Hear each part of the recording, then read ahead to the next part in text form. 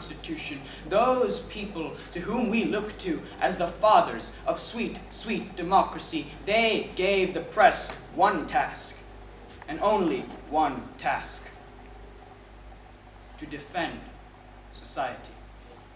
And is it not ironic that the very mandate of the press is violated by the press itself?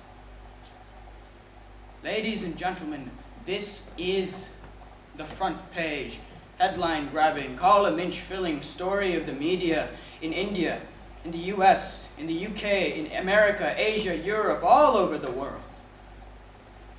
Muhammad Afzal, forced to incriminate himself in front of the television cameras in the aftermath of the 2001 Indian Parliament terrorist attacks. Lindy Chamberlain, demonized by the Australian press for the death of her 2-year-old daughter, when it emerges years later that the real killer was a dingo. Stephen Hatfill, a respected doctor who lost his career because he was accused of mailing anthrax. Ladies and gentlemen, in the archives of newspapers are not just faded photographs, words from another age, and headlines from some long-forgotten pen. No, there is blood. There is blood, careers, hearts, people torn to shreds. All, of course, in the interests of that one right which all of us here, we cherish, that right to free speech. We must realize that we have taken this too far, that it cannot be absolute, that people can and are being harmed by it. But the problem is not only the media, it's each of us. We are the ones who bay for blood and demand scandal. The existence of the Bright Red headline is due to us because the press responds to what we want. And if we say no, if we, the people, say no to misrepresentation, miscommunication, and misattribution, then these things will go away. If we choose to read balanced coverage, if we choose to hold back our judgment, then we take away the market for slander. We take away this idea that it is a profitable venture and slander will go away. Choose. Say again that you are the people, that you want to be informed, not misinformed.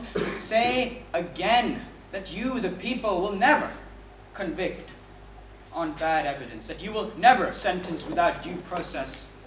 Say again that you, the people, empower the press, that you dictate what needs to be read and that you will not be dictated to. Say again that you will not be held to ransom by these media organizations.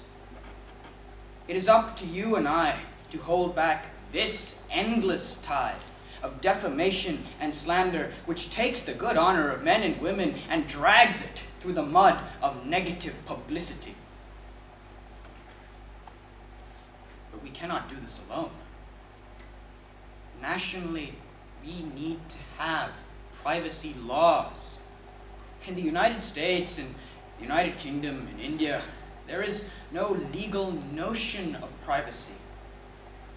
For the problem at its essence is one of the infringement of rights. When does the exercise of the right to free speech infringe upon one's right to privacy? Or in layman's terms, do we really need to know all that the press puts out for us?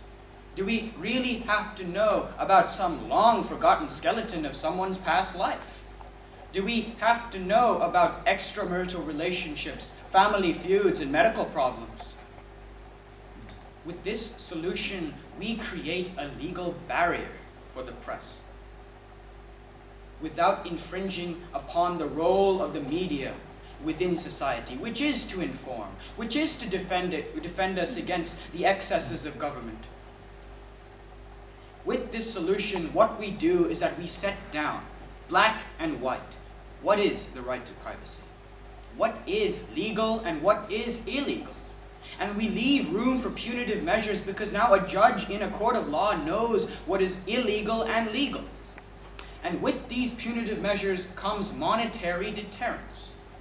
No longer can large media organizations calculate how much they stand to gain from publishing slander and how much they stand to lose in a court of law.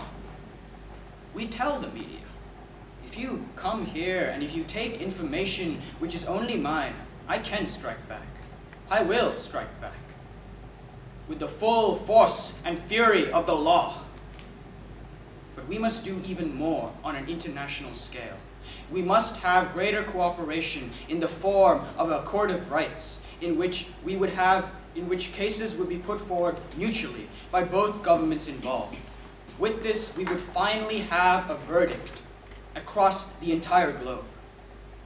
Individually and collectively, the time has come. Locally, nationally, internationally, it is time to act. For Rajesh Talwar, for all the others who have been destroyed by this media, it is time to act now. Thank you.